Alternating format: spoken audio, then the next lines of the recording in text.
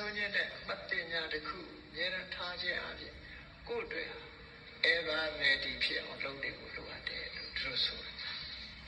အဲ့ဒီလိုအကျိုးကျေးဇူးကဘာအကျိုးကျေးဇူးရှိလဲသင်ခြင်းတရားကိုစဉ်းစားလို့ဘယ်လိုများအကျိုးရှိမှာလို့မေးလို့ရှိရင်သင်ခြင်းတရားဆိုတာလူတိုင်းရည်ဆိုင်ရမှာဆိုတော့ကြောင့်ဗရဏပညာကိုကျွတ်တင်စဉ်းစားထားတဲ့ပုဂ္ဂိုလ်ဟာသိတဲ့အခါမှာရဲရဲဝံ့ဝံ့သက်ဆုံးနိုင်တဲ့အနေအထားမျိုးရှိစိတ်နှလုံးတုန်လုံးခြောက်ခြားခြင်းမရှိဘဲနဲ့ရဲဝံ့စွာဘဝကိုကူးသွားနိုင်ခြင်းအကျိုးရှိတယ်ပေါ့အဲ့ဒါလို့မဟုတ်ဘူးဆိုလို့ရှိရင်လူတွေဟာစိတ်နှလုံးတုန်လုံးခြောက်ခြားပြီးတော့သွားတဲ့အခါမှာခြေမကိုင်ပြီးလက်မကိုင်ပြီးဖြစ်ပြီးဒုက္ခတွေပိုများသွားတယ်အေးဒါကြောင့်သိခြင်းတရားဆိုတာဟာမှန်ကန်တဲ့နည်းနဲ့နှလုံးသွင်းဖို့လိုအပ်တယ်ပေါ့သိခြင်းတရားနဲ့ပတ်သက်ပြီးတတိထားစရာတခုရှိတာတော့လောကလူတွေရဲ့စိတ်ဟာဖြစ်ပေါ်လာတတ်တဲ့အနေအထားတခုအစွန်းလေးပဲကိုရှောင်လွှဲဖို့လိုအပ်တယ်ပေါ့အေးလောကဆိုတာလူအမျိုးမျိုးရှိတဲ့ပဲကိုချစ်ခင်တဲ့လူတယောက်ရဲ့သိဆုံးမှုကိုသွားတွေးပြီးလို့ရှိရင်တောကဖြစ်သွားတယ်တောကဖြစ်သွားတယ်အဲ့ဒါမရဏတတိကမ္မထာမဖြစ်ပဲနဲ့တောကဖြစ်တာအကုသိုလ်ဖြစ်တယ်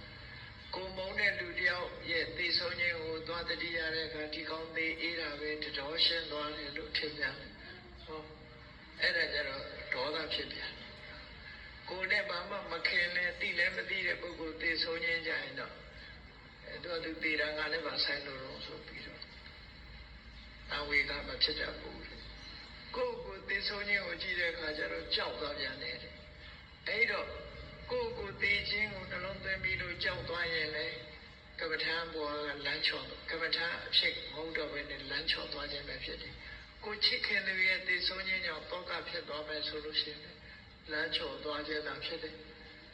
ကိုနဲ့မုန်းတဲ့ပုဂ္ဂိုလ်မတည့်တဲ့ပုဂ္ဂိုလ်ရဲ့သိခြင်းကိုကြည့်ပြီးဝမ်းသာမှုဖြစ်ရင်လည်းလမ်းချော်ခြင်းပဲဖြစ်တယ်ဘယ်သူနဲ့မှကိုနဲ့လုံးဝမသိတဲ့ပုဂ္ဂိုလ်တယောက်ရဲ့သိဆုံးခြင်းကိုကြည့်ရင်လည်းတန်ဝေကမဖြစ်ဘူးလေဒါကြောင့်မလို့သိဆုံးခြင်းနဲ့ပတ်သက်လာလို့ရှိရင်တန်ဝေကဖြစ်ရမယ်အသိဉာဏ်ဖြစ်ရမယ်လို့ဒီလိုဆိုလို့ရပေါ့အသေးခင်ကြိုတင်ပြီးတော့လောကမဲ့ကိစ္စတွေကိုကြိုတင်ပြင်ဆင်ပြီးတော့လုံလေလုံထရှိခြင်းဟာအမှန်မှစိတ်နှလုံးအေးချမ်းမှုကိုဖြစ်ပေါ်စေတယ်လို့ဒီလိုဆိုတယ်အေးဒါကြောင့်မို့ဟောဒီတရား၅မျိုးနော်ရသော်ဘုရားကဒီမကြမ်းမာတဲ့ပုဂ္ဂိုလ်တွေဆိုလို့ရှိရင်ဒီတရား၅မျိုးကိုနှလုံးသွင်းပါတဲ့နံပါတ်၁ကကိုယ်ခန္ဓာကိုယ်ကြီးမတင့်မတဲရှုံးစွဲကောင်းတယ်ဆိုတာကိုမပြတ်ဆင်ခြင်စဉ်းစားပေးပါနံပါတ်၂ကကိုယ်စားတဲ့အစာအာဟာရတွေရဲ့ဆက်ဆုပ်ဖွယ်ရာအခြေအနေတွေကိုမပြတ်စဉ်းစားပေးပါနံပါတ်3ကလောကကြီးရဲ့ပျော်ရွှင်စရာကိမဲ့နေပုံကိုစဉ်းကျင်စဉ်းစားပေးပါနံပါတ်4ကသင်္ခါရမှန်သမျှဘယ်ရာမှမမြဲဘူးဆိုတဲ့အနိစ္စတင်ညာကိုစဉ်းကျင်ပေးပါနံပါတ်5ကတည်ခြင်းနဲ့ပတ်သက်တဲ့အမှတ်တင်ညာတစ်ခု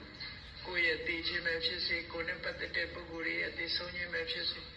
အဲ့တည်ဆုံးခြင်းနဲ့ပတ်သက်ပြီးတတိအမြဲတမ်းထားပြီးတော့နေထဖို့အတွက်စဉ်းကျင်စဉ်းစားပေးပါလို့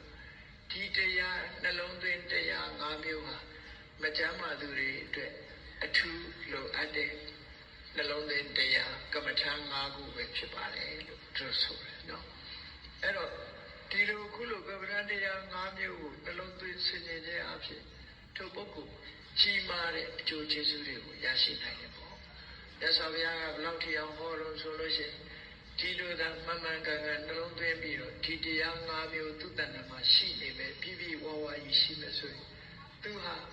မသိခင်မှာယဟနာဖြစ်သွားနိုင်ပါလေလို့ယဟနာဖြစ်တယ်ဆိုတာလောဘတွေကင်းသွားတာဒေါသတွေကင်းသွားတာမောဟတွေကင်းသွားတာကိုဆိုလိုတယ်ပေါ့အဲဒီလိုလောဘဒေါသမောဟတွေလောကကင်းစင်ပြီးစိတ်နှလုံးအေးချမ်းတဲ့ပုဂ္ဂိုလ်ဖြစ်ကိုရရှိနိုင်တယ်လို့မြတ်စွာဘုရားဟောကြားတာဖြစ်တယ်ဒါကြောင့်မို့တရားချစ်ခင်သူတို့စေပြိတ္တတို့မြတ်စွာဘုရားကခိလနာသံလာလို့ခေါ်တယ်မကြမ်းပါတဲ့ပုဂ္ဂိုလ်ရဲ့နေရာဆေးရုံလို့ပဲပြောနော်အဲ့ဒီခိလနာသံလာရောက်ရှိတဲ့အခိုက်မှာ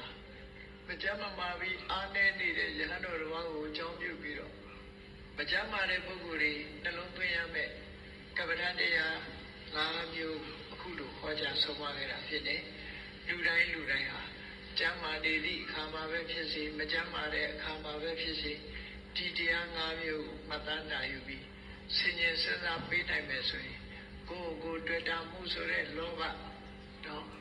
အလိုမကျမှုဆိုတဲ့ဒေါသအမှန်မသိမှုဆိုတဲ့မောဟတွေကင်းကွာပြီးစိတ်နှလုံးအေးချမ်းစွာဘဝခရီးကိုဖြတ်သန်းနိုင်မှာဖြစ်တယ်လို့ကိုယ်စီမှတ်သားပြီး